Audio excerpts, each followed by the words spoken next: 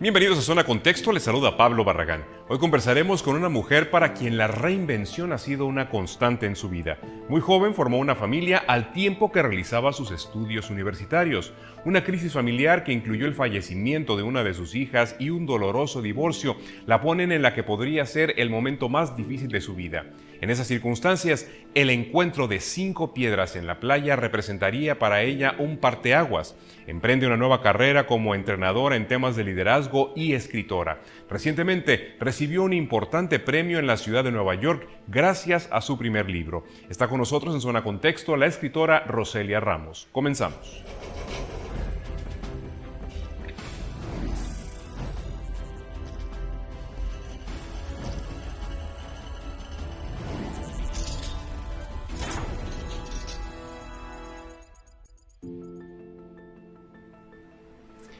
Roselia, muchas gracias por estar con nosotros y aceptar esta invitación de conversar con nosotros en Zona Contexto.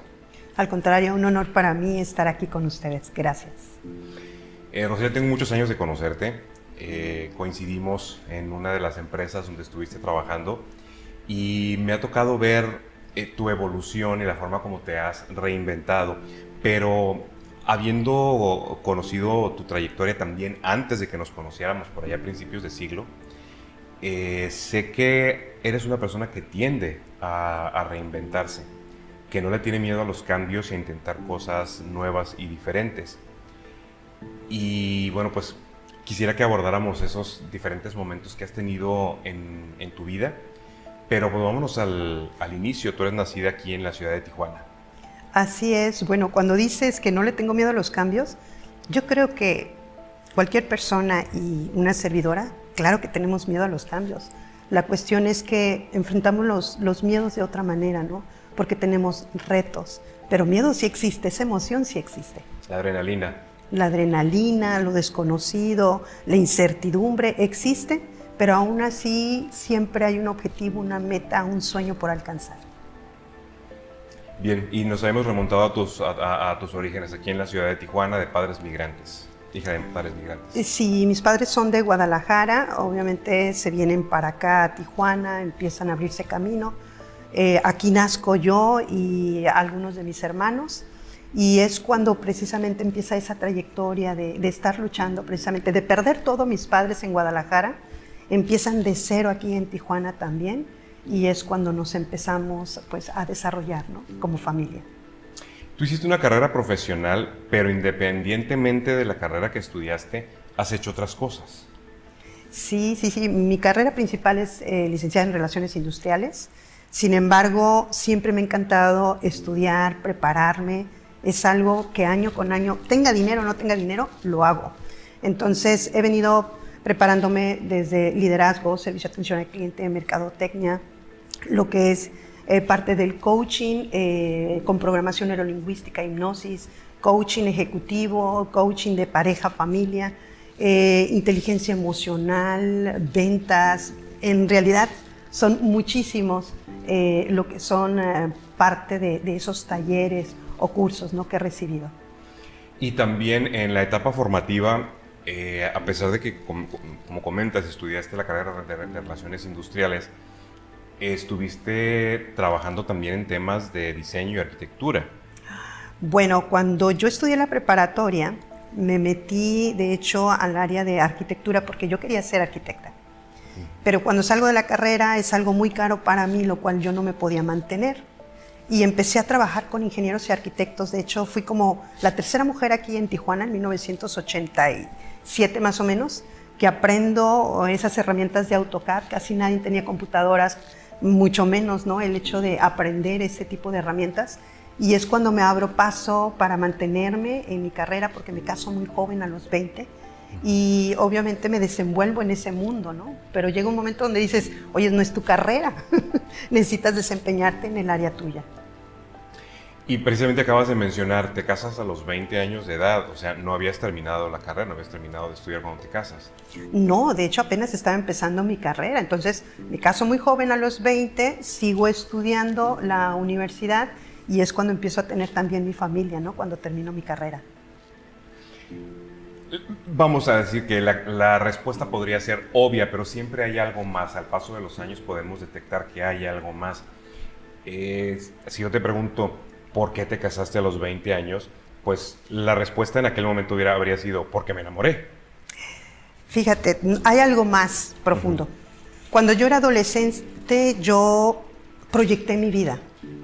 Yo dije, me quiero casar a los 20, me quiero casar con el primer novio, quiero terminar mi carrera, quiero trabajar en estaciones de radio porque me encantaba desde antes, quiero viajar por el mundo, quiero escribir mi primer libro y me encantaría tener mi propia empresa para ayudar. Y como varita mágica, se ha venido cumpliendo todo eso. Entonces, realmente a los 20 cuando me casé no era porque, tengo que casar a los 20 porque yo dije, se dio. Por eso es importante lo que uno habla, es una energía tremenda porque uno lo atrae. Y aparece la persona con la que te quieres casar justo en el momento en el que tú lo habías decretado. A los 16 años, cuando entro a la preparatoria, conozco al papá de mis hijas. Es mi primer novio, porque dije, con el primer novio, y me caso con él. No hubo resistencia de su parte. No, al contrario, él fue el que me dijo que si me quería casar. Un año antes yo estaba comprometida. A los 19 yo ya estaba comprometida. A los 20 fue cuando se dio el hecho de casarnos.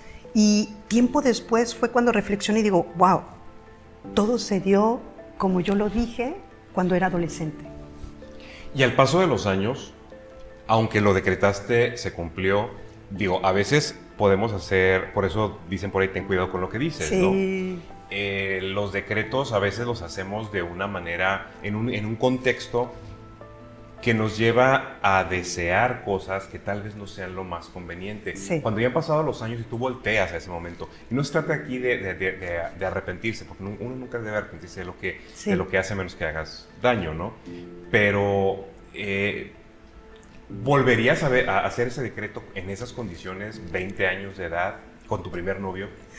Creo que pediría las cosas mejor y completas, porque las pedí incompletas, ¿no? Entonces es algo que siempre he dicho. Obviamente sí pediría las cosas diferente, pero no me arrepiento de todas maneras, porque todo lo que he atravesado, situaciones muy difíciles, críticas, dolorosas, me han traído hoy a lo que he venido logrando. Entonces sí volteo hacia atrás y digo, esta persona que soy hoy es por todo lo que pasé y así tenía que ser.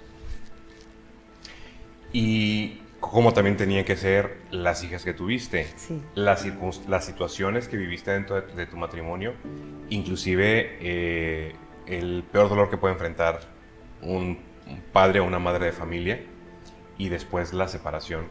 Platícanos un poquito cómo fue esa dinámica familiar, la familia creciendo y qué es lo que ocurre cuando, qué pasa con esta hija tuya. Ok, bueno, se supone que todo el mundo decía que éramos la pareja ideal. Cuando uno se casa joven es inmaduro y obviamente sí es importante conocerse uno mismo, ¿no? Como ser humano. En el trayecto que nosotros vamos caminando, nos vamos conociendo cada uno y nos damos cuenta que hay un momento que ya no congeniamos, ¿no? Cada quien tiene sus sueños, sus metas y objetivos. Dentro de ese proceso, obviamente, hay una hija que fallece, Zaira. Isabela es mi nieta ahorita y mi hija me pidió ponerle nombre, ¿no? Pero es Zaira, que se llama mi hija, la que fallece. Fallece a sus 4 años, cuando los cumple. Ella adquiere una enfermedad el día de su cumpleaños, precisamente, de una bacteria que se llama meningococo. En aquel entonces no había mucho conocimiento de esta bacteria y ella fallece exactamente a la semana cuando esta bacteria la atrapa y fallece en el mismo día. Fue algo muy, muy doloroso para toda la familia y pues obviamente uno cae en ese coraje con Dios, porque sí me peleé con Dios. Dije, ¿por qué a mí, si soy una persona que ama a sus hijas, una persona muy trabajadora? Y sí, me arrepiento ahorita de lo que dije, porque en su momento sí me peleé con Dios y dije, ¿por qué no te llevas a alguien de los que están en la calle y que no tienen padres? ¿No? ¿Por qué a mí? Pero años después descubro de que yo no soy nadie para reclamar a Dios, que los hijos son prestados, y que es parte de una enseñanza que yo tenía que vivir para crecer en mi vida y en mi familia también, ¿no? Desde la humildad de aceptar las cosas cuando vienen, de saber que el dolor transforma y que ella solamente tenía que cumplir un ciclo en la vida de nosotros, ¿no? Uno pensaría que a veces una muerte de un hijo puede unir a un matrimonio, pero ya el destino viene marcado de que no es un hijo el que une, sino realmente es la situación de una relación de una pareja, ¿no? Entonces fue muy doloroso la situación. Ya lo creo. Acabas de decir algo.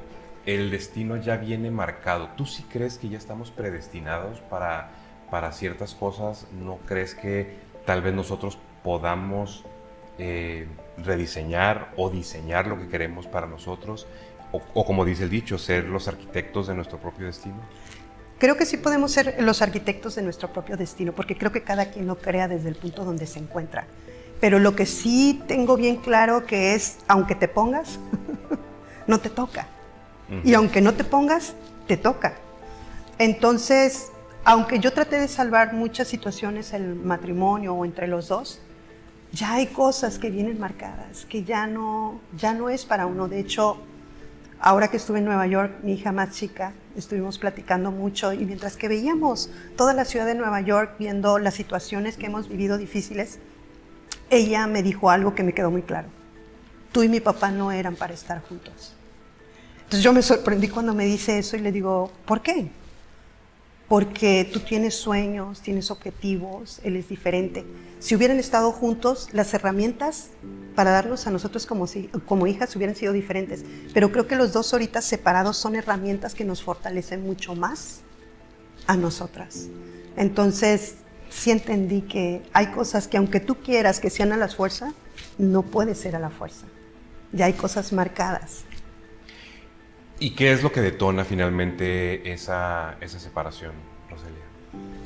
Que cada quien empezamos a crecer diferentes como seres humanos, empezamos a madurar y tiene que ver mucho cuál es la conciencia como ser humano de quién eres tú, qué quieres ser, a qué vienes y qué sueños tienes. Entonces yo siempre he sido una persona desde niña con muchos sueños, muchos objetivos por alcanzar. Y de alguna manera creo que eso separa cuando dos personas no van en el mismo rumbo de crecimiento, tanto personal como profesional. Y sé que las condiciones en las que se dio el divorcio pues no fueron las mejores, no fueron nada favorables. Digo, cualquier divorcio, cualquier separación tiene su dosis de dificultad, aun cuando... Y no quiero decir que sea tu caso, pero aun cuando se esté saliendo de un entorno violento, no es como que ya me separé y que fácil fue dar el paso. Nunca es fácil ese paso, pero en tu caso estuvo sazonado con ciertas dosis de dificultad, las circunstancias en que se dio y las circunstancias en las que quedas. Sí, uno pensaría que por vivir ciertos años conocemos a las personas, pero no es así. Ya cuando llega esa separación, creo que hay más cosas que conoces, tanto de uno personales como de la otra persona. A veces como mujeres pensamos que ciertas circunstancias que se viven son normales cuando hablamos de violencia, no violencia sea físicamente. Entendí después de esa separación que violencia también es cuando la persona no ayuda económicamente y te deja sola con los hijos. Claro. Que hay violencia cuando no eres tomado en cuenta al momento de tener familia. Entonces, hay violencia psicológica que uno a veces como mujer no se da cuenta y que es importante reflexionar y decir qué es violencia. No nada más es física, no nada más es verbal, es desde la psicológica y la económica. Entonces, sí fue un momento muy difícil, porque no hubo comunicación, no hay comunicación. Entonces el hecho de llevar, aunque estén separadas dos personas, una familia se hace más difícil, ¿no? Y más porque como soy una mujer de retos y de sueños, yo me prometí que les daría la universidad a mis hijas en donde ellas quisieran, con esa preparación que a mí me hubiera encantado que me dieran mis padres, ¿no? Entonces se vuelve más difícil todavía lo económico para sacarlas adelante cuando te quedas sin casa, dónde vivir, te quedas sin trabajo te quedas sin dinero, te quedas sin nada. Entonces es difícil para una mujer, una madre, en ese momento ya con 4 hijas, porque ya había fallecido mi hija, decir, ¿ahora dónde voy? ¿Cómo les voy a dar de comer? ¿Y cómo salgo adelante, no? Es muy difícil, emocionalmente es muy difícil. Entonces sí pasó un momento por mi cabeza de suicidio, lo cual doy gracias a Dios porque llegó un momento de reflexión y decir, ¿qué estás haciendo? Tienes hijas, tienes alguien por quien vivir, por quien luchar. Y una familia no nada más es papá, mamá, hijos. Una familia es mamá, hijas, o hasta una mamá con una mascota, ¿no? O sea, la familia en sí son las que están ahí reunidas, no necesariamente como te lo marca la sociedad, que tiene que ser papá, mamá e hijos. Es con quien estás. Y con quien estás bien.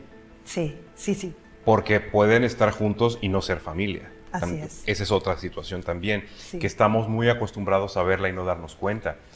Vemos a un hombre, a una mujer, a unos hijos, los vemos desde afuera y decimos son una familia.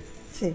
Sin embargo, como dice el dicho, quieres conocer a Andrés, vive con él un mes. Sí. Y a lo mejor entrar en ese entorno, en ese contexto, en esa dinámica familiar, te das cuenta de que lo que hay ahí son un grupo de personas, pero no es una familia, porque para que exista una familia como tal, pues hay ciertos requisitos que no siempre se cumplen en una familia. Así es. Entonces en el camino se vuelve más difícil porque pues, no hay trabajo, no hay dinero donde vivir. Hay enfermedades muy difíciles en el transcurso de este camino con mis hijas, en el cual dices, ¿cómo le hago para salir adelante? Pero Dios es muy grande y la verdad hay personas muy buenas alrededor que siempre están ahí abriendo paso a uno.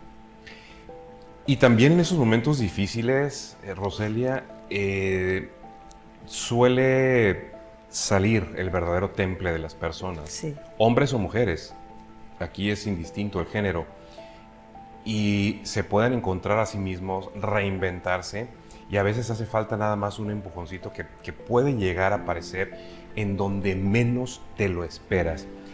Hay quienes llaman esos momentos como epifanías, porque son como una manifestación de Dios. Sí. O puede ser el encuentro con una persona. Quienes somos creyentes, sí podemos decir, aquí estuvo la mano de Dios, hizo que yo me encontrara con esta persona. Tú en ese momento te encontraste con 5 piedras. Sí, cuando yo tengo que tomar las 2 decisiones, desde quedarme sin trabajo, desde ese divorcio, voy en la playa, me encuentro 5 piedras muy bonitas, una arriba de otra, y digo, qué bonitas han de estar pegadas. Y yo venía pensando, ¿qué más quiero hacer de mi vida en ese nuevo propósito, esa nueva transformación, ¿no? A mi vida? Cuando regreso donde estaban esas piedras, pues resulta que no estaban pegadas como yo pensaba, estaban tiradas en el piso, en la arena, y es cuando surge la primera interrogante. ¿Quién las habría puesto? Si tendría algún propósito y me encantaría conocerlo. Otro día caminando por la playa, pensando nuevamente qué voy a hacer de mi vida en ese nuevo propósito, en ese nuevo cambio, me encuentro a la persona poniendo las piedras y es cuando me le acerco y le pregunto, oiga, ¿cómo le hace para poner las piedras y si tiene algún objetivo? Y él me dice, sí, es para medir mi nivel de estrés. ¿Quieres aprender? Le digo, pues sí, sí quiero aprender, ¿no? Con este estrés que traigo, con tantas situaciones. Yo nunca me imaginé que ahí iba a encontrar mi propósito de vida, lo que hoy estoy haciendo y llevando a grandes líderes, a las empresas. Y cuando yo estoy ahí me dice, la primera piedra es la más importante de todas para que sostengan las demás. Yo después estando en mi casa, tu casa, pensando, ¿qué hice este día en la playa? Es cuando empieza la reflexión y empiezo a crear este concepto, esta filosofía de las 5 piedras, 5 principios. La primera piedra, cuando me dice, es la más importante para que sostenga, yo le digo, pues es como un cimiento, ¿no? Que si está bien puesto nada se tumba, se tira. Entonces es cuando yo le llamo a esta primera piedra, este primer principio, base del éxito. Base del éxito que son valores, principios, creencias. La mayoría de las personas tenemos situaciones difíciles por las creencias que traemos arraigadas desde que somos pequeños y necesitamos cambiar ciertos paradigmas, ciertas creencias. Entonces no logramos cosas en nuestra vida, no nos atrevemos por esas creencias, ¿no? ¿Qué creencias tengo yo que no me deja salir adelante? ¿Cuáles son los valores que necesito para lograr las metas, objetivos y poder alcanzar lo que queremos en nuestra vida, ¿no? Un valor, cualquiera de los que estamos aquí podemos decir, es que mi valor es compromiso, pero no es qué valor tenemos tú y yo, es qué significado le damos a ese valor, porque un valor es el que rige la conducta. Y cuando uno se sale del camino y vuelves a ver el significado del valor, te vuelves a meter, como dicen, al camino, ¿no? Para poder lograr lo que quieres, con esa disciplina, con ese temple. Es un hábito realmente que uno va formando a través de los valores, a través de los principios, a través de las creencias. Cuando yo voy a poner mi segunda piedra, él me dice, cuida tu postura, la parte de atrás, porque al momento de recoger la piedra, como es pesada, te puedes lastimar y no continuar. Es cuando yo pongo el segundo principio, postura ante la vida. Lo que inicias, termínalo, porque a veces empezamos cosas, no los terminamos por flojera, porque ya no me gustó. Y una de las excusas muy comunes es, no tengo dinero. Y esta excusa es la que no nos ayuda a lograr lo que queremos en la vida. Y me di cuenta que no es el dinero, son las excusas que nosotros ponemos y nos vendemos en nuestra mente, ¿no? Realmente. Y ya cuando voy a poner la tercera piedra, me dice, cuida el peso. Y es cuando le pongo al tercer principio el nombre punto de equilibrio, que es hoy el nombre de mi firma, de esta filosofía. Punto de equilibrio que es emocional y racional. Es decir, no podemos tomar decisiones basadas en pura emoción, puro corazón, porque la regamos, pero tampoco podemos tomar puras decisiones basadas con el hemisferio izquierdo, con el razonamiento, lo lógico, lo calculable, ¿no? Los números, lo frío, porque también la regamos. Tiene que haber un equilibrio entre las dos, emocional y racional. Por eso es muy importante cómo estamos manejando la inteligencia emocional los seres humanos para poder pasar situaciones. Tú hablaste de algo muy importante, temple. No todos los seres humanos sabemos tener temple en crisis, adversidades, situaciones difíciles y dolorosas. Y el temple es que esté en equilibrio la emoción y la razón para podernos dirigir en esos momentos tan difíciles, ¿no? Que cuando nos quebramos tampoco está mal. No, claro que no. Es parte de, sentimos una emoción. Si yo tengo ganas de llorar, pues lloro. Si tengo miedo, tengo que aceptar que tengo miedo. Si siento coraje, tengo que aceptar que tengo coraje. El hecho de sentir emociones, Dios nos las dio para sentir y decir que algo está pasando y que necesito cambiar y me está diciendo algo esa emoción. Pero cuando solamente le tengo miedo a esa emoción, sobre todo el miedo, no podemos avanzar. Tenemos que descubrir qué es el miedo. Es darle un nombre al miedo, ¿no? ¿A qué le tengo miedo? Miedo a crecer, miedo al éxito, miedo al fracaso, porque normalmente hay que ponerle un título a ese miedo, ¿no? Y ya después podemos trabajarlo. Cuando yo voy a poner mi cuarta piedra, él me dice, fíjate cómo embona una con otra, porque no son iguales las figuras, y es cuando viene el nombre del cuarto principio que se llama creatividad. Creatividad ante la vida. Hay gente que puede tener millones, pero si no tiene creatividad no sabe qué hacer con ese dinero. Hay gente, y lo sabemos en la historia, que sin dinero han creado imperios. Y ahorita necesitamos la gente, las familias, las empresas empiecen a desarrollar más la creatividad para poder salir adelante, ¿no? Con los proyectos, con su vida personal, el día al día, en las familias sobre todo. Y cuando voy a poner mi quinta piedra, se empiezan a mover, la pongo, se caen, y él me dice algo muy importante. Si hubieras esperado que se estabilizaran, hubieras agarrado una respiración, la hubieras podido colocar.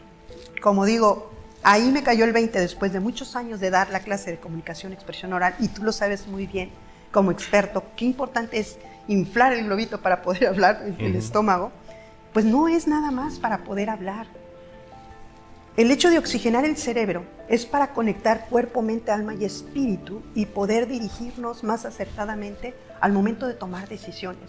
Cuando nosotros tomamos decisiones por impulso, porque a lo mejor estoy molesto, estoy enojada, hay una situación de crisis, no estoy pensando y actúo por impulso, la regamos.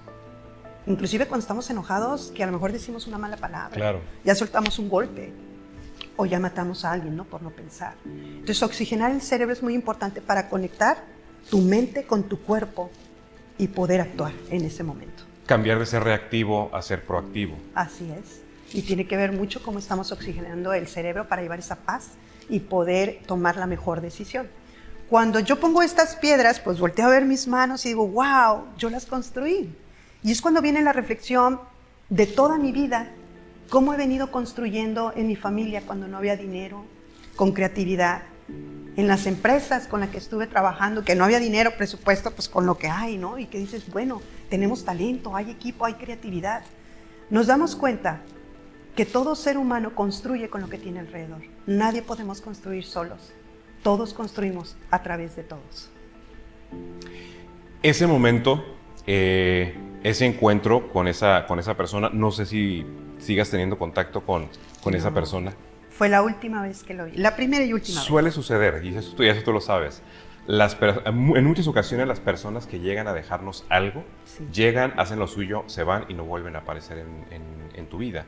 Y a veces podemos llegar a interpretar, habrá quienes sean más escépticos, pero podemos interpretarlo como que precisamente ese hecho de que únicamente llegó para eso y después no supe nada de esa persona, es como que era algo que yo requería vivir. Sí. Y que fue tal vez eso que yo pedí al Sí. universo, a Dios, al Ser Supremo, como le quieras llamar, para encontrar la luz, para encontrar el camino, y que a lo largo de tu vida voltear a ver ese momento te da certeza de que el camino por el que optaste basado en eso es el correcto. Sí, como que dice la vida, el universo, te pongo esta persona, hay oportunidades para todos, pero ¿lo ves? Yo vi una oportunidad Claro. en unas piedras. Yo pedí conocer esa persona y saber si tenía un objetivo. Me da la oportunidad del universo de otro día, ver que estaba ahí poniéndolas, poder saber cómo las ponía y para qué era, ¿no? Entonces, esos mensajes, de hecho, en el libro, en el primer capítulo, yo le llamo la magia a través de otros, pero no por esa situación, por algo que sucede, que digo, todavía no sé si fue ficción o no, algo que sucede en Ensenada y vio una persona la primera y última vez, que no sé si es que se les llama espíritu, que entran a otros para enviar mensajes. Pero ese capítulo, la verdad, ha llamado muchísimo la atención a la gente, porque me preguntan, ¿fue verdad? Le digo, fue verdad, fue real, pero aún así me pregunto, ¿fue ficción? Todo lo que escuché, todo lo que pasó ese momento al conocer a esta persona que se supone que no era la que estaba en ese cuerpo y que solamente venía a entregarme un mensaje. Y que hoy, gracias a ese mensaje, saqué ese libro y obviamente todo lo que me pasa hoy extraordinario, que no tengo palabras para agradecer. Que obviamente no vamos a hacer, como suele llamarse hoy en día, un spoiler del libro, pues para que la gente lo lea y que sepa de qué estás hablando en este episodio. Pero aquí lo importante es que a partir de esos momentos, a partir de esos encuentros, en donde no es, como tú lo dijiste, no es nada más el hecho de que te hayan caído mensajes del cielo o que te hayan llegado personas. Lo mencionabas hace un momento, tal vez todos a lo largo de nuestro caminar diario nos encontramos con personas, circunstancias, momentos que nos pueden traer un mensaje, pero lo más seguro es que no estemos receptivos, y en muchas ocasiones los momentos de crisis son los que nos hacen ser receptivos. Y acabamos de pasar uno. La pandemia fue una oportunidad para muchos para decir, a ver, voy a hacer un alto en mi camino y voy a ver qué es lo que hay a mi alrededor. Entonces, así como hay quienes dicen que los peores efectos de la pandemia apenas se van a empezar a sentir el próximo año, también habemos otros que pensamos, también lo mejor de la pandemia lo vamos a empezar a ver el próximo año, porque es cuando se van a empezar a ver los resultados de toda esa creatividad, de todos esos mensajes de personas que detuvieron su vida o que detuvimos nuestra vida. Volteamos a ver qué es lo que había para nosotros y qué podíamos aprender de las circunstancias en las que estamos. Y en ese sentido, Marta, el tiempo se nos está terminando y definitivamente vamos a tener que invitarte nuevamente para que profundicemos más en estos temas, pero por lo pronto se me hace muy importante señalar, nos detuvimos en esta parte de tu trayectoria que es muy importante, y cómo de ahí surge esta reinvención tuya, en donde te vas hacia lo que viene a desembocar en este libro, que hace unas semanas estuviste en Nueva York para recibir un reconocimiento muy importante. Así es, el 22 de septiembre fui postulada para recibir este galardón en Premios Fama Latinos, en lo que es la categoría de escritora internacional, lo cual agradezco muchísimo, muchísimo en verdad. Y como dices tú, el 2020 fue un momento crucial. Creo que fue donde hice más cosas, mucho más cosas, ayudé a más empresas, tuve una oportunidad increíble, Y al contrario, o sea, yo he visto desde 2020, 21, 22, donde he tenido mayores oportunidades. En una de las revistas reconocidas de aquí, en 2020 fui catalogada como una de las mujeres mamás emprendedoras que se reinventaron, que innovaron para Tijuana, ¿no? Entonces yo ya me venía preparando desde el 2017 como maestra online, ¿no? Para poder dar mis talleres, cursos online. Entonces fue para mí una bendición. Yo sé que para muchos probablemente no. Hubo muertes, sí, muy dolorosas, pero yo siempre digo, de la crisis tienes que tomar lo mejor. ¿Y crisis qué significa? Crisis es una ruptura, algo que ya no venía funcionando, y la crisis te da la oportunidad de tener esa ruptura para abrirte camino a nuevas oportunidades. Pero la mayoría de la gente vemos crisis como lo peor, en lugar de ver que ya era algo que ya no venía funcionando y que es momento que te da la oportunidad de la vida de ver las nuevas cosas que te trae a tu vida. Efectivamente, y por eso comparte las dos primeras letras, la palabra crisis, con otra que nosotros podemos optar por ella. A veces cuando queremos decir la palabra crisis y nos detenemos en las dos primeras letras y decimos crece, no crisis, sino crece. Esa es la oportunidad que nos está dando la vida cuando en esos momentos que solemos llamar crisis. Marta, próximamente estarás en la Feria del Libro más importante de América Latina, sí, presentando ya un nuevo libro. Así es, el 3 de diciembre voy a estar en Guadalajara presentando el segundo libro, que tiene que ver, si ahorita en el primer libro estoy mostrando lo que es la filosofía de 5 piedras, 5 principios, viene la sexta piedra, que tiene que ver con la travesía de Nueva York el año pasado, al presentar mi libro, una gran experiencia y conocimiento, donde aparece la sexta piedra que se llama Conexiones de Poder y Liderazgo. La verdad, todos conectamos con el universo y lo más importante es cómo conectamos con nosotros para poder crecer, desarrollarnos y tener oportunidades. Pero las conexiones son increíbles y la verdad son 10 capítulos de 10 días de travesía en Nueva York, donde tengo todo este aprendizaje de esas conexiones. Como seres humanos necesitamos reflexionar y trabajarlas. Vamos a estar muy pendientes de esto. Por lo pronto, pues te reconocemos estos logros que has tenido hasta el día de hoy. Era muy importante compartir por lo menos el inicio en esta, esperamos que sea la primera de otras conversaciones sobre cómo surge esta reinvención de Marta Roselia Ramos. En varias ocasiones a lo largo de la conversación le dije Marta porque yo así me acostumbré a llamarla.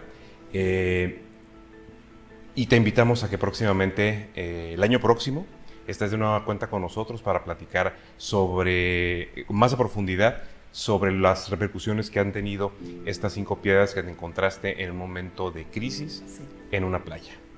Así es. Pues muy agradecida contigo con esta oportunidad y el hecho de que pues haya interés en conocer la historia para muchos más.